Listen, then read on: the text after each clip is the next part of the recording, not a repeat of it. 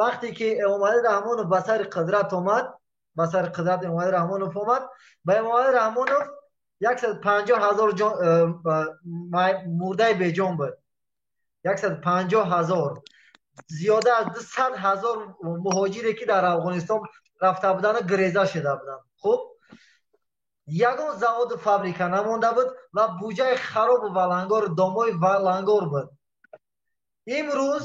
امروز شکرانه میکنیم، شکرانه آن خدای را میکنیم که انا نظر افکند، انا دلسوزی کرد و چی کرد. ملت تاجیک است پیش از همه. سلام علیکم. سولدان آبادی داد. یک لحظه بس کنه که همین مولانا آبادی داد. دویم شما کسایی هستین که شما همون گروه هستین که گروه اوانگرد کاری شما برای مردم نان و روغن و آرد و برنج کشیدن بود. شما همه قدر مسئولیت دارین در نزد جامعه داشتین تا امروز و من شما رو همین خیلی گروه میشناسم. شما هیچ فعالیتی رسمی در کشور ندارین و اون چیزایی که شما ذکر میکنین راجب کشور، راجب پیشرفت، هیچ یکی اینا پیشرفت حساب نمیشد. باید مسئولین دولت دار در چارچوبه وظیفه خود باید عمل کنند. همین مانند همین هفته گذشته یک کسی دیگر نبود گفت 150,000 نفر از افغانستان این با 200,000 کریم. نبودم اینجوری. بله پس همین هموش هم اوانگرد بود. هموش هم علیشیر بود. یکی از همه اینا از همشون یک سرکوپی هستن. اینو هیچ کتی نداره. اینا اینا را کشم هستن. همه چیز اینا را من رسمیت شناخته نمیشد. دوم اینکه فعالیتی که اینا دوران امروز در کشور رسمی نیست. سوم اینکه از اینا چرا شما امور میگیرین؟ اینا هیچ کس شناخته نشدن در کشور. یک بازم چیزایی که شما امروز میگوین و نظر میدین اصلا همش اشتباه است. یک دو سه آدمی که مسئول هست باید در دایره خودش باید مسئول باشه. نه اینکه خیزت برد مسئول فرهنگی باشد، مسئول سپورت باشد، مسئول هر یک کسی که وظیفه دار است باید در دایره وظیفه خودش باید عمل کنه. وقتی که چی میدونی به آسانه به مردم همه رو فریب کرده. بیست ما گپ زنم که عدالت معاشرت را رعایت کنید. عدالت بحثه شما گفته ما گوش کرده. سیاست نخون. وقتی که شما میگه که اوانگرد در یگان رسما بگذار که رسما قید نشدگی باشه، اما گروه اوانگرد در دوامی که خروج کرونا ویروس اوج کرده در تاجیکستان پیدا شد، اوانگرد مثل دیگرها در خانه نشست، مثل دیگر دولت ها در نظر دارم. گروه جوانان اوانگرد اوانگرد کاری کرد که مردم نون کشید خود کار دو خلقی خود بود. روغن کشید، آرد کشید، هیزم کشید. امروز شما گفته نمیتونه که اوانگرد نیست. این مردمش که مسئولیت در این مسئولیت دارد. کشور قانون دارد. باید هر قانون از کودکس کیا باید وظیفه دار باشه این هست. اوانگرد کی شده است که آرد روغن میکشد تو بیاد اینجا باید از این آرد روغن کشیدن. یک کاری خیر کرد. کاری خیر ما در دایره امکاناتی خدمت میکنیم. تو در همین قدر وقتی در تاجیکستان بودن چی کاری خیر کردگی؟ اما در اختر همه چی کاری خیر کردگی؟ اما در اختر باید که دست یک کسا گرفتگی نیستی. 100% گارانتید میکنم. اما در اختر همه شما حتی پدری که یک کلار بودگی نیستی امروز میخواه فعالیت یک شخص یک فرد حساب میشه. اینجا کلی سری من دستمت را گارانت ختم میگیم. کسایی که مسئولیت دارن که باید این وظیفه اجرا بکنن. یک دوم اینکه شما را در تاجیکستان هیچ کس بر رسمیت نمیشناسد. دو به همین خاطر اصلا شما این حق ندارین که امروز بیاین اینجا ادعا بکنین. یعنی که ادعای شما در نزد دادگاه پوچ میماند به خاطر که شما را هیچ کس رسمیت نمیشناسد. کسایی که مسئولیت دارن راجع به این کار باید اونا این کارو بکنن. اوانگرد خود شما کی شدین؟ گروه شما مد نظر دارم. من به شخصیت تو نرسیده هستم برادر جان. من به شخصیت تو کاری ندارم. من به معنای به کل منظورم این که یعنی اوانگرد کی بود است که امروز که دولت اون رو به شخص همچون به رسمیت شناختگی نیست. کسایی که وظیفه‌دار بودن باید اونا وظیفه اجرا بکنن. اون امروز چیزایی که گفتی که در تاجیکستان به هر کلوب اومد یاردم، از اون کم از اون چیزا ماشینی که گفتی یاردم اومد از طرف پرزیدنت، از طرف فلانی، از طرف بیسمندونی، اون نیست. اصلا از چیزایی که کشورایی که برای ما یاردم اومد 10% اینا حتی به ملت ندادن. به افغانستان فروختن، به اون سمت فروختن، به اون سمت فروختن، همه پول کردن. برادر جان اگر یک گپ بزنی، اگر یک نظر میبری، من دوست دارم کسی که طرف مقابل من باشد مردانه‌وار با من بحث بکند، با دلیل، رسمیت باید بیارد، دلیل بیارد که اینو اون است. اکنون وقتی که یک گروهی که زیاده از 22,000 جوان فعالیت میکنند، هیچ وقت نباید خیلی تاخیر کنید. من تاخیر نکردم، دوستم شما به رسمیت شناخته نشدیم. این سخنت تاخیر است که گروه آوانگارد خیر نمیکنه، ارد میکشونه. در کجا گروه آوانگارد ارد کشونه؟ این وظیفه شما نیست. یه بچه ای مولانا دویم آنچه که میگوی که رسمیت قطعی قبول نمیشناسن، من باوری دارم که اگر 9 میلیون اهالی تاجیکستان 9 میلیون های 1 میلیونش اگر کودک نوزاد تا 5 ساله 6 ساله باشه، 8 میلیون دیگر حتی شما آوانگارد نمیشناسین. حتی آوانگارد تاثیرش برای شما رسوندگی است.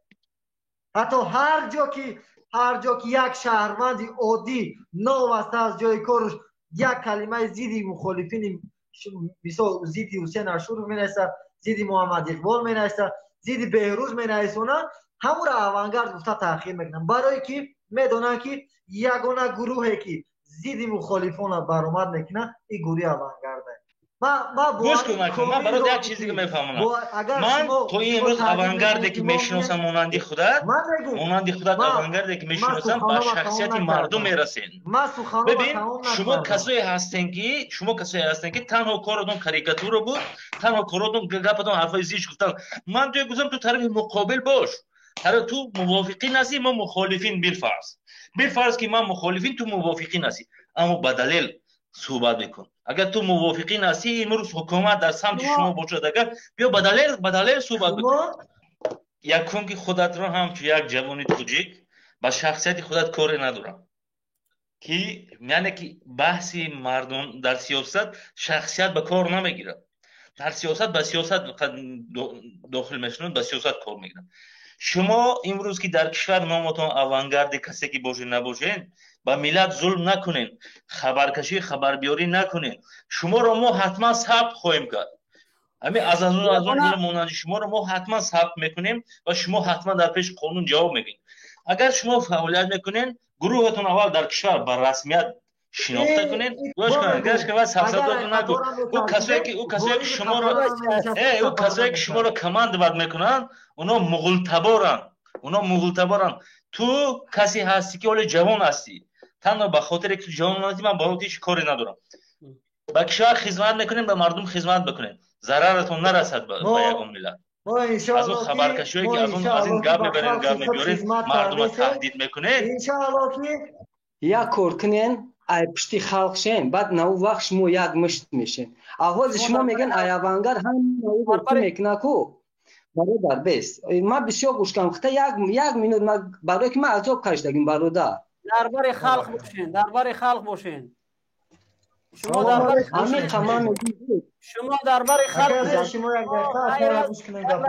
یک لحظه حال شما در سینه‌تون مش میزنه که ما درباره خلق هستیم.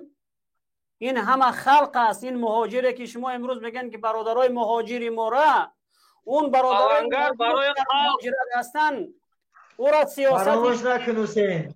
فراموش نکنین آنچه که فرزند مهاجر در دهیس میکنم، ما مامو در دهیس میکنم، برای که من پدر مادر ما در مهاجری هست. نه یک لحظه تاخیر کرده گرده کلات غوز. نه بچه دشنام نه تاخیر من نگو که چوپلوس نه بچه رو تصیح نکن. فهمیدی؟ آوانگارد تو برای ملت نیست، برای مردم، برای خلق نیست. فهمیدی؟ برای اینایی هست. اینا مهاجرن. شما مهاجرن میگن که مهاجر تو خطا بچه ایشون نگی، بچه اولیا نگی، بچه یگون مهاجر نگی. فهمیدی؟ تو چوپلوس سردار تایکو اوانگردی چاوانگردی رو دستیو میکنی فهمیدی؟ ما را نگاه کن این اوانگرد چاوانگرد همش یا برای سوم کار میکنن فهمیدی؟ برای مردم برای خلق نیستن همین سردار تایکو سردار تو کیه؟ ما را گوش کن سردار تو کیه؟ رحیم زاده یتیم مفای امو یتیم مفای بگو که این مهاجرا را من کرده نمیتونه ایجلاو شوزه گره فهمیدی؟ خپیده نمیتونه مورا فهمیدی همین گپا یتیم مفای رهبر تو کیه؟ امو رهبر تو بگو ما خودم روبرم تو اوانگرد چاوانگرد همین کندسی همین فیلم پاسانسی فهمیدی؟ ما روبرم گم زینم مدن روژیتون یک لحظه خدا اکای اوسه موضوع بیرون نره کای اوفت میشه تاجیکستان کار میشه ما بریم به جنگ جنگو ما تاجیکا قطعی جنگ نمیکنیم ما نه گروه 24 تا میشویم نه گروه 27 جواب ما بگو مد تا زمانی که امام علی رحمانوف در سر حاکمیت است هیچ وقت برای مردم جای کاری نیست. ما برای شما مثال زنده ما جواب میگم حسین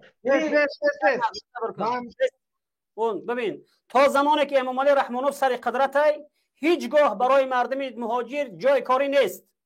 اگر در همین پاندمی شما تصور کنین روزی بود که در روسیه کار پر هم مردگی بود مردم دیگر درآمد نداشتند یگانه راه همی بود که باید وطن بروند در همون حد اقل در خونه ایستادنشان بے پول باشه کو در اینجا در روسیه بیستن کوارپلات همیتیان رحمانوف تمام راه ها را استفاده کرد که مهاجر بر نگرده. چرا؟ جای کاری نیست. اگر مهاجر بر بگرده نمیتونه تامین کنه اینو دیگر مجبور میشوند که طلب کنن جای کاری سمالیاتو نمیان راه ها محکمن از اون طرف ملاها برآمدن حدیثا را خواندن که در جایی که وبا پیدا شد یعنی که در همون جا باشین از این طرف هر جایی که ندای مردم درد مردم بالا شد مردم در بعضی انسان هایی که اونا از رحمانوف دفاع میکنن بعضی کسایی که اونها با این کارشون جنایت های رحمانوف رو پوش میکنن اونها دویدن السلام علیکم این کما 1 کیلو شکر 1 کیلو روغن همه گشنه نمونین. درسته کار خیره کار خوبه اما این کارا را باید حکومت میکرد.